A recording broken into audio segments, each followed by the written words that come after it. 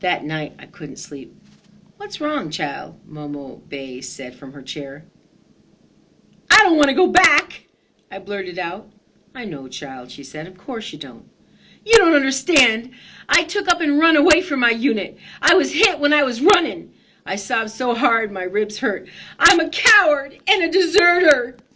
She looked at the fire and said nothing for the longest time. Then her voice covered my cries. "You ain't nothing of the kind. You a child, a child. Of course you're scared. Ain't nobody that ain't." "I'm not brave like Pink. I'm not brave." "Child, being brave don't mean you ain't afeared. Don't you know that?" "I don't want to die." "They's things worse than death, child. But you got nothing to fear. You're here now, and I'm hugging you up. You're going to be an old man someday. When it is your time, the sweet Lord'll send a hummingbird to fly your soul to heaven. Now you ain't afeared of hummingbirds, are you?" Her words brought me sweet sleep. That night I dreamt of hummingbirds and green pastures full of sunlight and wildflowers.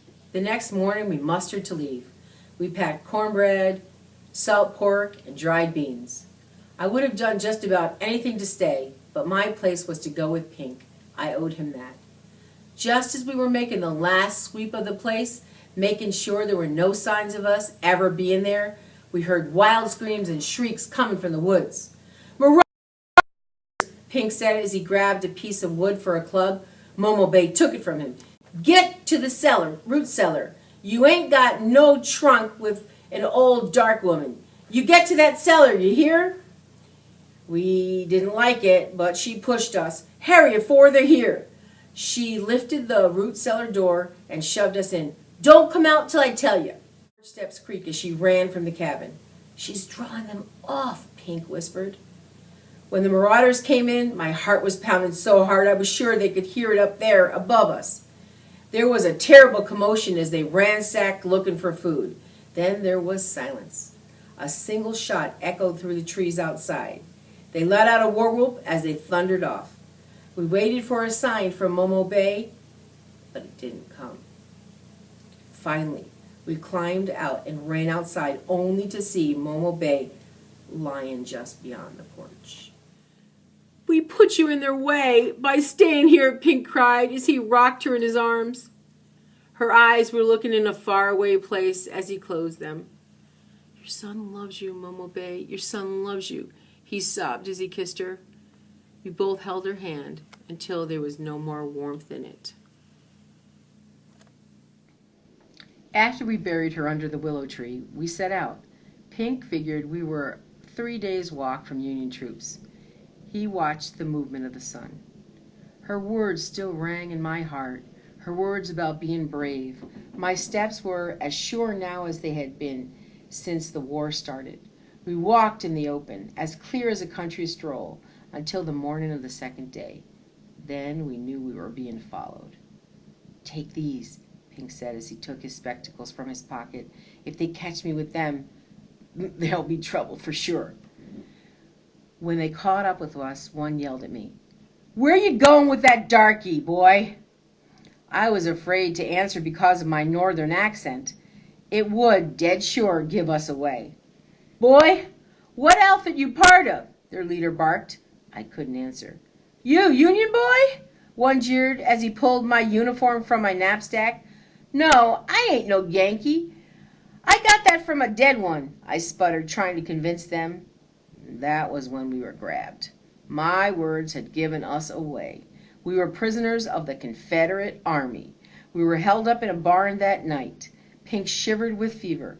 I held him as he had done for me. The next morning we were thrown into a boxcar. We rode for what seemed 2 days, stopping many times. When the doors slid open, the daylight was blinding. We were loaded into a buckboard and taken through town. The townsfolk looked hard at us. All they had left for us was mean looks and a heap of hate. We jarred to a stop in front of gates that marked the entrance to a stockade. "It says Andersonville," Pink whispered. My heart stopped. I had heard of this place. It was one of the worst of the Confederate camps. When we were pulled from the buckboard, We fell hard to the ground. No, no, I begged as they pulled us both along. Because of his fever, Pink stumbled and fell. They dragged him along with such meanness. He did not protest until they forced us into different directions. Then he reached for me and said, "Let me touch the hand that touched Mr. Lincoln. Say, just one last time." I watched tears fill his eyes and cleaved my hand to his until they wrenched us apart. They smote me and dragged him along from him. He looked back at me and tried to say something more, but they crossed his back and knotted hemp and pushed him along. Sheldon Russell Curtis was released from Andersonville prison some months later, weighing no more than 78 pounds. Andersonville was built to hold only 10,000 prisoners, but by the end of the war, it held 33,000 soldiers. There was no fresh water, no shelter, and no food. 13,000 men and boys died of starvation and dysentery. Sheldon Curtis returned to his home and recovered. He settled in Berlin Township in Saranac, Michigan. He married Abigail Ann Bernard and fathered 7 children. He became a grandfather and a great-grandfather during his long lifetime. He died a very old man in 1924. Pincus Ailey never returned home. For him, there was to be no wife, no children nor grandchildren to remember him. It was told that he was hanged within hours after he was taken into Andersonville. His body was thrown into a lime pit. I know this story to be true because Sheldon Russell Curtis told his daughter Rosa. Rosa Curtis Stowell told it to her daughter Estella. Estella Stowell Barber, in turn, told it to her son William. He told it then to his daughter Patricia. When my father finished this story, he put out his hand and said, "This is the hand that has touched the hand that has touched the hand that shook the hand of Abraham Lincoln."